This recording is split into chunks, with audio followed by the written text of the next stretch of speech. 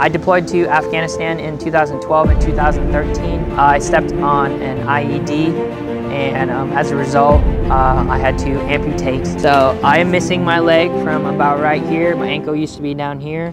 So today is my hometown tour, coming back from the Paralympic Games, you know, to kind of come back to my community and share my story. I would say chase it. Like, don't let anyone tell you to stop, right? If that is your goal, go out and chase it. Because like you don't know until you try, right? Like,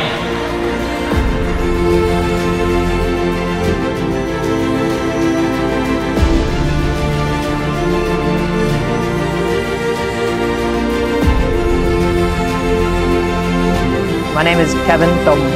Cảm ơn mọi người.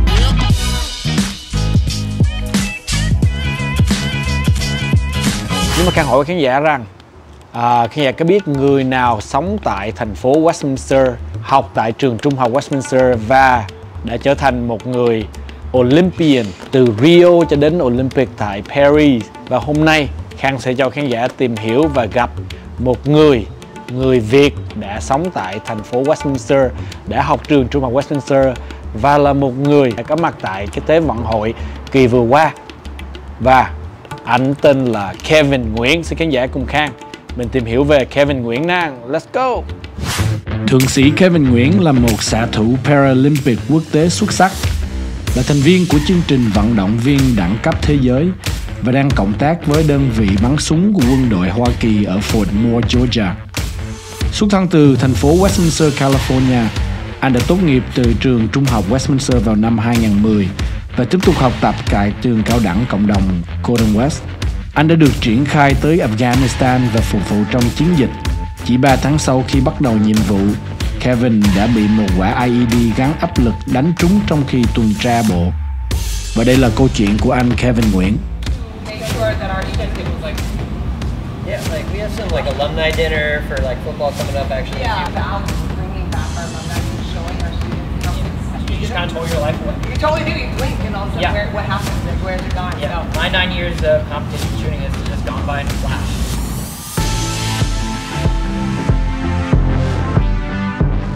And we're really excited to have this opportunity and really thankful for Kevin being here to kind of give back to us and share his story with us. Thank you for being here. One of the commitments as a principal at Westminster High School I have is really being more intentional about bringing back our alumni. Competed in the same pool, same field that you compete in, and how their story has progressed once again. I say thank you for being here. It's an honor to have you back. Thank you, ma'am. And once a lion, always a lion. So here we go. Thank you.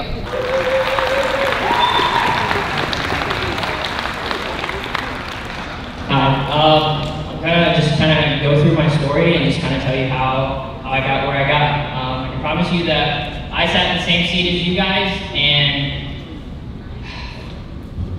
if I told myself back in 2010 that I would be a 2-time Paralympian, I would have never believed you. My name is Kevin Nguyen. I'm a staff sergeant in the United States Army. I currently have 13 years of service. I am an infantryman by trade, so I'm a grunt pretty much. My current job is a competitive shooter and a marksmanship instructor as well. Westminster is my hometown, so I grew up here. Right? My elementary school is Freiburger Elementary. I went to Johnson Middle School, and then right here, Westminster High School. I spent all 4 years here. As you can tell, you know, I did get to talk to some of my teachers that I went to school with. It's really good to see them. I graduated in 2010, and then after 2010, I really went down the street to Golden West College. I went to college for about a year until I realized college is not my thing. I got very bored very quickly. The Army has taught me one thing, that I do not do well in classroom settings. If I sit in a brief of some sort and it's a PowerPoint presentation, I can promise you that I'm going to fall asleep. That's just how my brain works. And it took a lot of trial and error to actually learn that, but I learned best by doing, right? And so being a competitive shooter, I did by doing, you know, putting in the practice, putting in the training, day in, day out. 5 days a week, 4 hours a day, so that's about 20 hours a week or so. No. Hi, my name is Kevin Tom Wang. So today is my hometown tour, coming back from the Paralympic Games, you know, to kind of come back to my community and share my story with aspiring kids and athletes.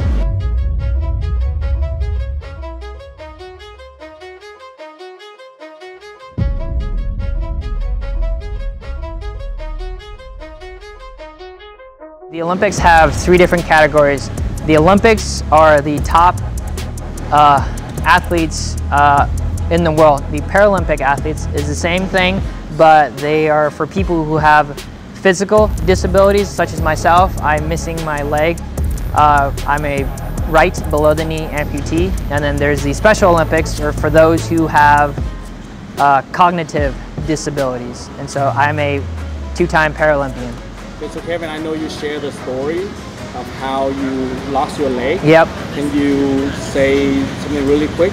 And can you show us? Because I know you feel comfortable showing. Yeah, so I deployed to Afghanistan in 2012 and 2013. On one of my patrols, I stepped on an IED, and as a result, I had to amputate my right leg. And so my prosthetic is right here.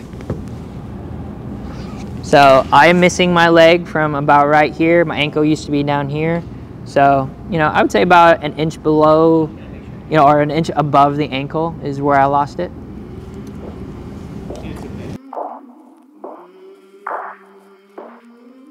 In 2012, November 2012, I deployed to Afghanistan. We went to a place called the Horn of Handiway, and that's where I spent about 3 months on deployment before I actually hurt myself. Our job that day was to go recon the spot that we nicknamed the Dragon's Spine. It was this elevated geographical terrain that gave the enemy an advantage. They could shoot small arm and shoot indirect fire. So pretty much they could shoot in long quarters into the places that were. During that patrol, we were about, let's say, 200 meters from our objective. From where we were supposed to be, I stepped on an IED. February 2nd, 2013 is a day that I will never forget. It lives in my brain. It's going to live in my brain for the day I die. So I remember stepping on that bomb. It was pressure activated, it's victim activated, so I had to step on it in order for it to go off. And so I would say probably one of the most scariest things that's ever happened in my life, right? I remember that one of the first thoughts that came into my mind was, instead of thinking, holy crap, am I dead? Am I alive? Am I in heaven? Like, where am I? Instead of that, my first thought was, because I stepped on it with my right foot, my first thought was, how am I supposed to drive a car? I found a little bit of humor in my accident, but that was really the first thought that came into my mind. So, naturally, I got pulled out of combat and they sent me home. They sent me back to San Diego, and that's where I spent the next year and 9 months going through recovery. I had to selectively amputate my right foot, which is one of the hardest decisions I've actually had to do. How much was your prosthetic leg, and can we see it? Yeah, absolutely. It honestly depends on what it is, right? So the one I'm currently wearing, I would say it's probably about $4,000 or $5,000. Running wood, the one that I actually used to run with, if you see the Paralympic Games, it's probably about $6,000 because I think the blade itself is like $3,000 just by itself. Not to include the prosthetic, but if you give me a second, I'll roll up here very shortly.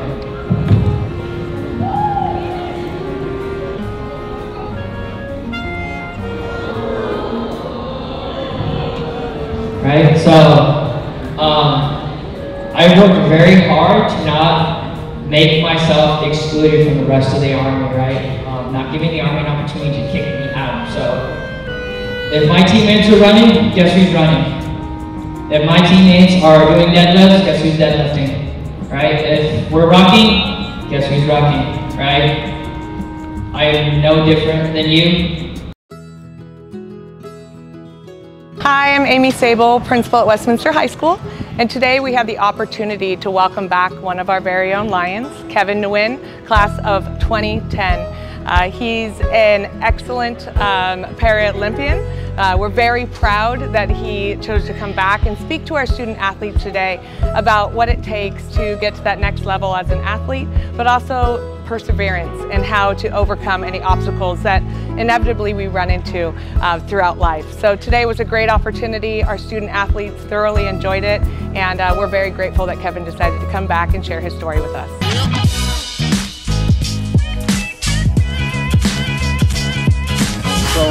So Kevin, you live in Westminster, Yes. right? Used to, yes. Used to. So what's your memory about Westminster? What do you remember most about Westminster and Little Saigon? I would say the food. You know, the buildings and the roads have definitely changed, but as far as like the restaurants and just the environment hasn't really changed much for me. I still know my way around. I still know, you know, Westminster, Golden West, Bolsa, McFadden, Brookhurst, all of that. You know, all those streets are still very familiar to me. I miss the food for the most part. What food do you miss the most? Let's see. I went Don't to. tell me, Father. No, I went to Lopinki last night with my friends. Một. Yeah. No, cơm nướng bò lúc lắc. Yeah, that's my favorite. And then for lunch today, I'm actually going to Công Thành. Oh, it's so good. Of course, you said your lowest point in life was when you had. Yes. Can you retell us that? Yeah. So coming back from Afghanistan, the doctors told me that they could save my leg. I was like, okay, the damage wasn't too bad. I got really lucky. You know, I can get back in the Army. I can keep my feet. Come to find out a couple months later that they weren't able to save my foot, so I had to choose to have it amputated. So it put me in a very depressive mindset of, I don't know what I'm supposed to do with my life now. Like, what is my life supposed to be like moving forward? If I get it amputated, what is my quality of life? How do I be an amputee? I didn't know that. There were so many unanswered questions that just consumed my mind. And so just one night I said, I don't want to feel like this anymore. I hate it. I don't like this feeling. I need to get back up on my feet and find my purpose again, and that was to be a soldier in the Army. And so I got up the next morning and I started to work on myself. I got better at my physical fitness. I worked on my walking. I worked on being an amputee, working with my prosthetic to just get back on my feet again.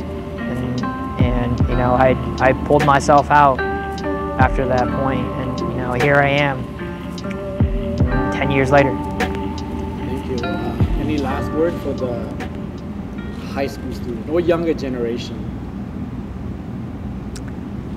Chase your dreams, because you don't know what there's so much the world has to offer. Your life there's so much more outside of our hometown, right? You just have to go out there, chase it, experience it, and really determine for yourself if that's what you want to do. And if that's not what you want to do, that's okay. You know, put yourself out there and find something that's going to give you purpose, and it's going to make you fulfilled, and it's going to make you happy that you want to do this every single day. You went to Westminster High School? Yes. What do you miss about Westminster High School?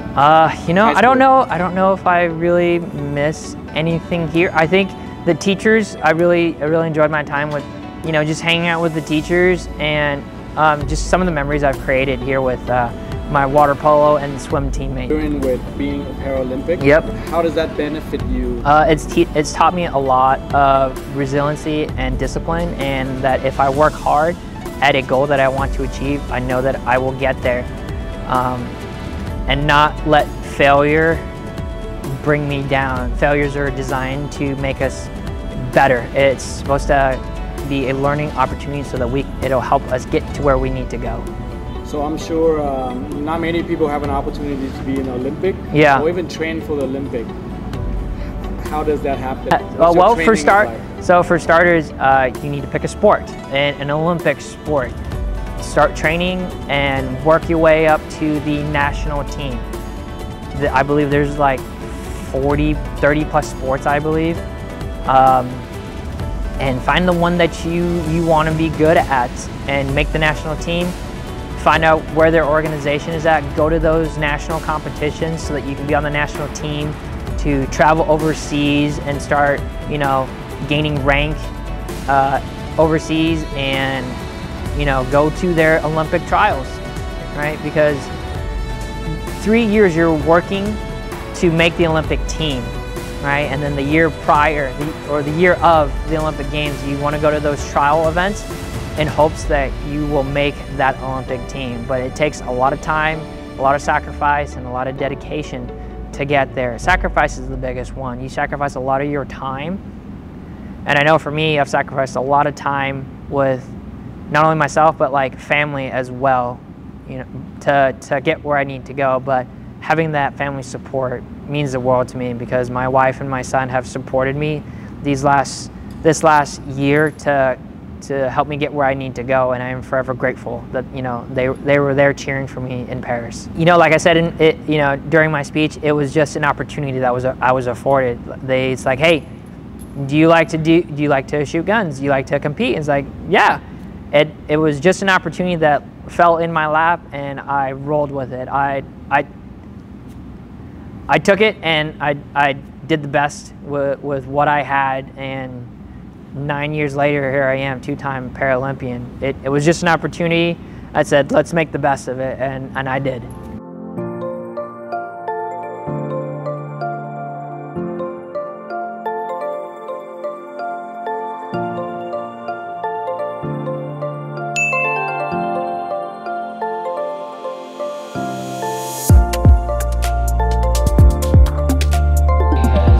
When I came home, you know, the doctor said, hey, your leg looks good, it's fine, it doesn't look too bad. Only to come find out like 2 or 3 months later, they're like, yeah, you know, we can save it, but this is your option. Number one, I broke these toes right here. I can kind of move this one, and then the big toe is kind of stuck in the up position, but I can like kind of move it up and down. My heel bone broke in 3 different places. I had a calcaneus fracture, and then at the bottom of my foot, the base of it, where I would say 90% of the impact was where the most damage was dealt. I had about a baseball-sized hole underneath the arch of my foot. By the time I got home to San Diego, the skin, the nerve, the tissue, the muscle, it was black. It was as black as this podium right here, right? So all of that was done. It was dead. And so the doctor said, hey, you know, we really need to see what kind of damage it's been done. So they had to cut away. They cut away until they saw. I met with the doctors about a week later, and she understood, but she was also upset because, you know, the doctors put in the surgery, and I wasted thousands of their dollars. By June, no, after 2 weeks of traveling from the battlefield to San Diego, I was down to about 119 pounds at 5'6". And then by late June, I was at 109 pounds prior to my operation. It was probably one of the darkest days of my entire life, because I was consumed by just self-pity, sorrow, and depression. So I worked my way out of that. There's really no secret sauce to get out of depression. I just told myself, hey man, you really need to stop feeling sorry for yourself and get back up on your feet.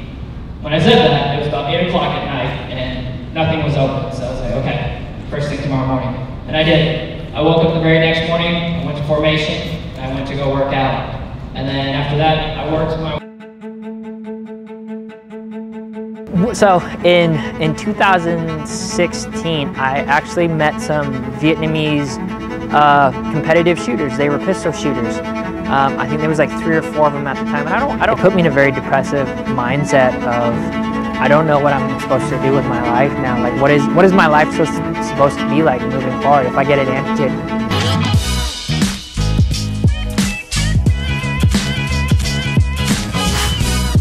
I'm not sure you realize the significance of it, but what do you think about being Vietnamese American and also being Olympic? Like, so in 2016, I actually met some Vietnamese competitive shooters. They were pistol shooters. I think there was like 3 or 4 of them at the time, and I don't remember his name. I'd have to look back up again. But I met him in Fort Benning. They trained at our facility, and that year he won a Olympic gold medal that year, and he was Vietnamese, and he went back home and represented his country well and came back home. Tokyo, right? Was it the Tokyo? Rio Games, yes, for the Rio Games. He came back, and everyone cheered him on. Everyone loved him for the accomplishment that he had achieved in 2016. So like I'm not the only Vietnamese athlete out there, so. All right, thank you so much. We are going to use this time now to open it up for some questions. All right, so there's 2 ways we can do this. We got like kind of a little question asking station. You can come down and we'll plug the mic in by Miss Sable. And then I have this wireless mic. So if you raise your hand, I will try to get to you, okay? If you want to ask a question, by all means ask it. You won't offend me whatsoever. I will freely answer whatever questions you have. All right, here we go. What advice would you give to students who are struggling to focus on their goals? I would say chase it. Like, don't let anyone tell you to stop, right? If that is your goal, go out and chase it. Because like you don't know. You don't know until you try, right? Like so many people chase their goals and then they let life get in the way with it. The job, right? Family, school, whatever. Like it keeps you from getting where you want to go, right? If that is your dream, I would say go and chase it and find out if that's what you love, if that is what you want to do, right? It is okay, right? I'm gonna show you a quick story. I met this gentleman last week. This man is 50 years old in the Army, right? For 17 years, that man was an F-18 pilot. He flew jets for 17 years before he said, I'm bored. I'm gonna go be a surgeon instead. And I was like, Bill, how did you go from a fighter pilot to a surgeon? He's like, I just wanted to do something else. And he did. 17 years as a fighter pilot, and I don't know how many years he's a surgeon, but he is a combat surgeon. He spends his time between, working in the trauma center at the local hospital where he's stationed and at his unit. So go and chase your dreams, man. Don't let anyone tell you otherwise. And go figure out if that's what you want to do.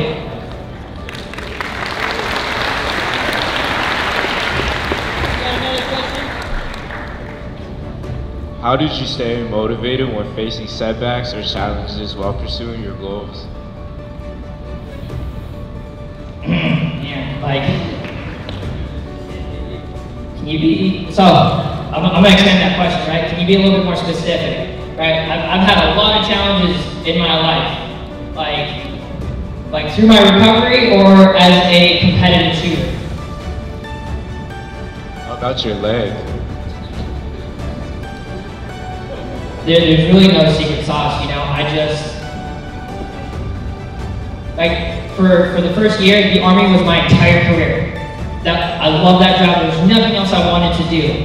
And all of that I felt like to me, was stripped away from me, right? I didn't have a purpose. I didn't have a drive. I didn't have a goal to work towards, right? When I was in my platoon, my leaders gave me something to work towards. I had really good leaders that I want to be that guy. I want to be that guy someday, right? And so, everyone's different. Everyone faces challenges and struggles differently. I really just looked at myself and said, hey man, stop feeling sorry for yourself and get up. And get moving, get to the first light pole. Once you get there, go to the next light pole. Once you get to that one, go to the next one, go to the next one, until you get where you need to go. And mine may not be the best, but that's how I got myself out of that struggle. Awesome, thank you. We have another question over here on the side. Down over here you go. What sport did you play in high school? So I started with water polo with Mr. Kane. And then naturally we just progressed to swim afterwards. And so I did water polo and swim all 4 years. What was your 50 free PR? Hang on. See if I'm probably about 25 or so. Right, that was my senior year though. Right, I probably kind of bounced around about 28, 29. The years that I swam, our goals were trying to get low 20s. Right, a good buddy of mine, his name's Kyle Chadwick. He's also an alumni here, and he was very consistent at 22. He was trying to break the 20-second barrier. He was trying to get 19. And he came very close. I think he had like a 20.3 or something like that. He was very close. He's probably one of the fastest swimmers that I knew when I was swimming. Awesome, thank you. We got another question up here.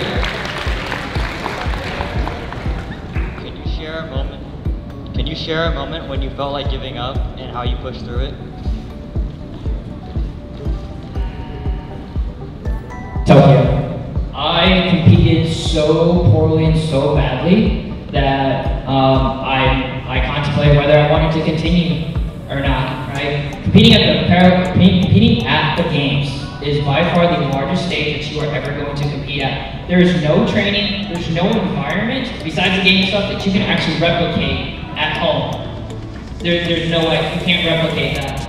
Right? It's a different situation in its own feat. So I just worked hard to ensure that come match day that I can perform my best every single time and be consistent with it.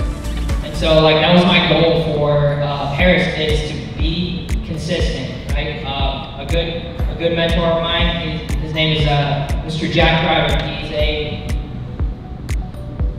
1972 silver medalist, and his one advice was, shoot your average.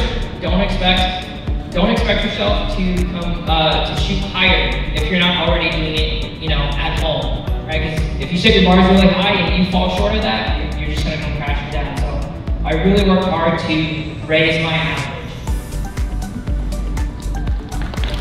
All right, question back over here.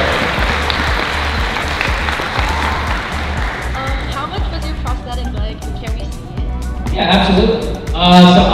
It honestly depends on what it is, right? So the one I'm currently wearing, I would say it's probably about $4,000 or $5,000. Running leg, the one that I actually used to run with, if you see the Paralympic Games, it's probably about $6,000. I think the blade itself is like $3,000 just by itself, not to include the prosthetics. So if you give me a second, I'll roll up here very short.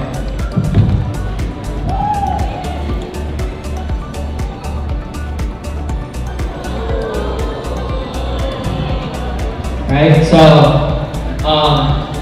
I worked very hard to not make myself excluded from the rest of the Army, right? Not giving the Army an opportunity to kick me out. So if my teammates are running, guess who's running? If my teammates are doing deadlifts, guess who's deadlifting, right? If we're rocking, guess who's rocking, right? I am no different than you.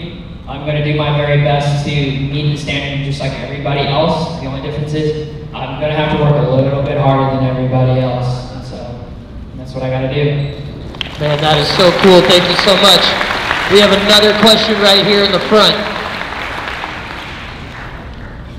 Các em học sinh thân mến, các em có sẵn sàng để nâng các kỹ năng của mình lên mức cao hơn chưa? Hãy sẵn sàng đi, bởi vì học khu trung học Huntington Beach đang bổ sung thêm các lớp giáo dục kỹ thuật nghề hay CTE trong niên học tới. Cho dù em thích về kỹ thuật, y tế, kinh doanh hay các ngành nghề khác, đều sẽ có lớp ưa thích cho mỗi người. Các lớp CTE được thiết kế để cho học sinh có trải nghiệm thực tế trong đời sống. Hãy tận dụng cơ hội này để phát triển các kỹ năng đáng giá, giúp các em chuẩn bị cho sự thành công.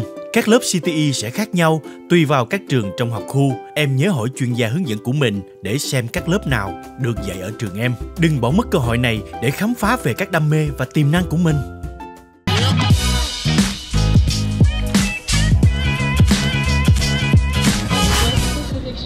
Strategies or habits help you maintain persistence during difficult times?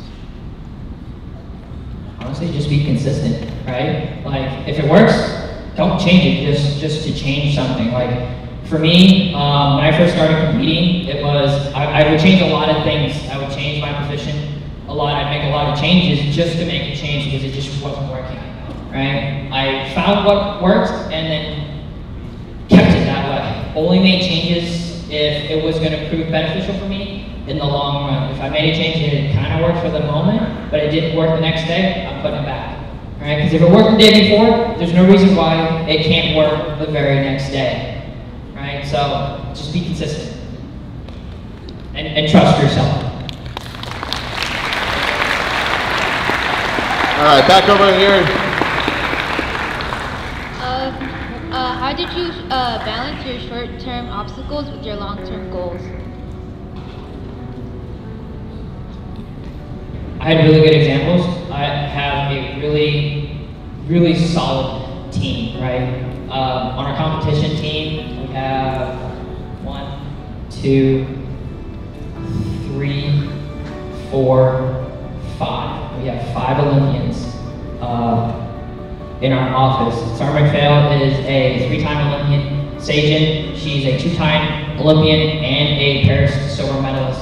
Allie Wise is an Olympian. Ivan Rowe is an Olympian. The people who have come before me, Eric Updegraff, I believe he's a 3-time Olympian. Jason Parker, my first boss, was a 4-time Olympian, right? And so like, those goals were achievable, right? And I had the right team and the right people to help me get where I needed to go. And so because I didn't come from the sport, they just gave me the right answer and I rolled with it. But my teammates have been doing it since they were your age or younger, right? When they come onto the team, they have 10+ years worth of competitive shooting experience and training.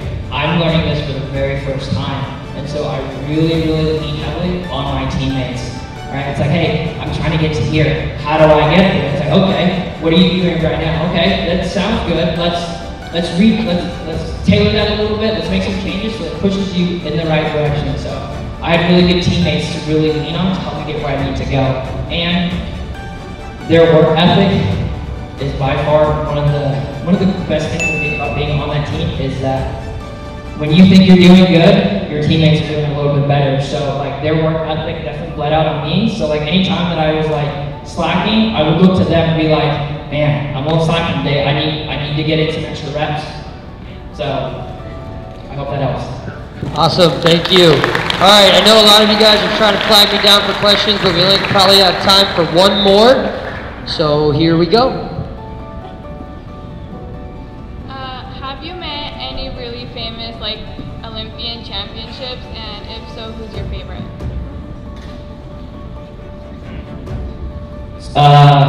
Yes. So as a Paralympian, I met Matt Stewson. If you don't know who he is the armless archer.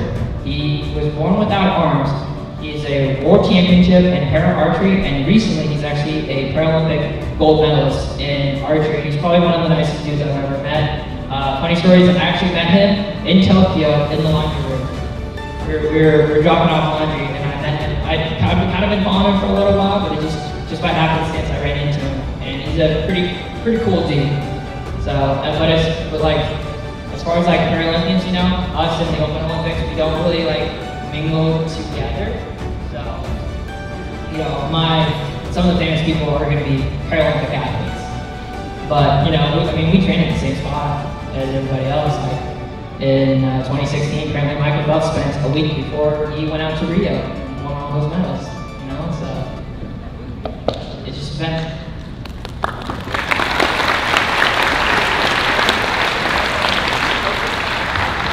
All right, I know, I see some of you raising your hands. We only got 1 minute until the bell rings. I just wanted to close this off by, let's give them another round of applause, as loud as we can, come on. Yeah, we thank you so much for being here. You're truly a hero and a role model to all these students, so thank you again for all the words and the stories. If you guys have questions, hold on. If you guys have individual questions and you want to ask them, you can come up. And even more importantly, please make sure you clean up all your trash. And you guys can go check out all of his medals that are over to the side. There are some baseball cards with my signature on it. You guys are free to grab one if you'd like. Thank you again, guys, for everything. Sorry if we couldn't get to your questions.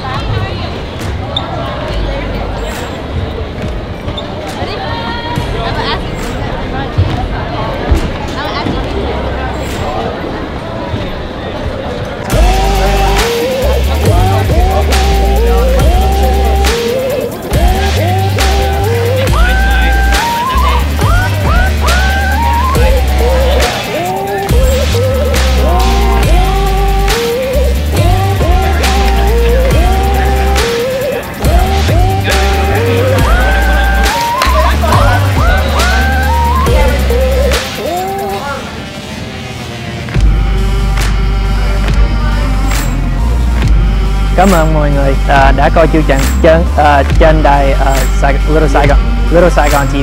Alright, thank you, Kim.